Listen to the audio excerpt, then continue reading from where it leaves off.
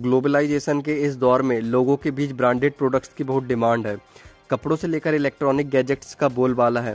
लोग छोटी से छोटी चीज़ों में ब्रांड को ढूंढते हैं और दुनिया में कई प्रकार के ब्रांड डेली लॉन्च होते हैं। इनमें से कुछ हमारी ज़रूरत बन जाते हैं तो कुछ मार्केट से गायब हो जाते हैं।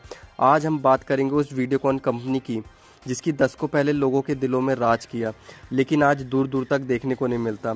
दोस्तों, सबसे पहले बात करते हैं इंडिया की उस देसी कंपनी की जिसने हमारे सीधी सादी ज़िंदगी को रंगीन करने में कोई कसर नहीं छोड़ी।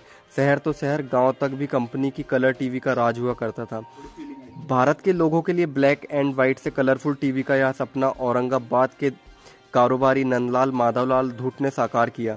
बात साल 1986 की है। औरंगाबाद के 3 भाइयों ने अधिगम ट्रेडिंग नाम से एक कंपनी शुरू की जो पेपर ट्यूब बेचने का काम करती थी, मगर जल्द ही वो किसी तरह देश के मार्केट पर छा जाना चाहते थे। इसके लिए नंदलाल माधवलाल धूत ने कलर टीवी के व्यापार में हाथ आजमाने का फैसला किया। साल 1986 में धूत ने प्रतिवर्ष 1 लाख टीवी सेट बनाने का लक्ष्य के साथ वीडियोकॉन इंटरनेशनल कंपनी की स्थापना की। वीडियोकॉन कलर टीवी के निर्माण का लाइसेंस प्राप्त करने वाली पहली भारतीय कंपनी बन गई और वीडियोकॉन का कारोबार चमक उठा। साल 1990 के आते आते कंपनी ने एयर कंडीशनर, रेफ्रिजरेटर और होम एंटरटेनमेंट सिस्टम जैसे उत्पादों को अपनी कंपनी में जोड़ लिया। अगले ही साल 1991 में धूत ब्रदर्स ने वीडियोकॉन कंपनी को रीब्रांड किया। इसके बाद वीडियोकॉन देश में सबसे प्रतिष्ठित उपभोक्ता इलेक्ट्रॉनिक्स ब्रांडों की सूची में शामिल हो गया। मगर तीनों भाइयों के ख्वाब और बड़े थे। उन्होंने अपने बिजनेस से बाहर जाकर व्यापार करने के लिए जमीन तलाशनी शुरू कर दी। इसके बाद उन्होंने तेल और गैस, दूरसंचार, डीटीएच सर्विस के कारोबार में एंट्री मारी। इस बिजनेस को स्थापित करने के लिए उन्होंने बैंकों से कर्ज लिया, मगर ये बिजनेस उनके लिए सफल साबित नहीं हुआ। इनमें जितनी बड़ी पूंजी लगी थी उस हिसाब से मुनाफा नहीं मिल पा रहा था। मगर इन परियोजनाओं को धरातल पर उतारने के लिए वीडियोकॉन ग्रुप ने काफ़ी कर्ज ले लिया। बस यहीं से वीडियोकॉन का कर्ज नियंत्रण से बाहर होने लगा। नए व्यवसायों के नहीं चलने के बावजूद वीडियोकॉन के लिए इलेक्ट्रॉनिक्स प्रोडक्ट्स अभी भी उसकी कमाई का सबसे सफल जरिया था।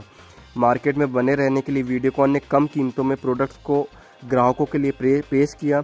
इसकी बदौलत वो कुछ समय के लिए मार्केट में टिका रहा, लेकिन वीडियोकॉन ग्राहकों के बीच ब्रांड ट्रस्ट बनाने में सफल नहीं हो पाया और एलजी, सोनी और सैमसंग जैसी बड़ी कंपनियों ने उसे जल्दी ही पीछे छोड़ दिया।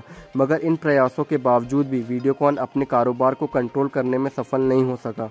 आखिरकार 2018 में वह दिवालियापन के चलते अदालत पहुंचा। वीडियोकॉन कंपनी पर 88,000 करोड़ रुपए का कर्ज निकला, जिसकी वजह से यह भारत का अब तक का सबसे बड़ा दिवालियापन केस बन गया। दिवालियापन कानून के अनुसार ऐसे मामले को 270 दिनों के भीतर सुलझा लिया जाना चाहिए था, लेकिन ये चीज़ें शायद ही कभी समय पर होती हैं। कम से कम हमारे देश में तो ऐसा देखने को कम ही मिलता है। अगर यह मामला सुलझ गया होता तो शायद हम इस वक्त इसकी चर्चा नहीं कर पाते।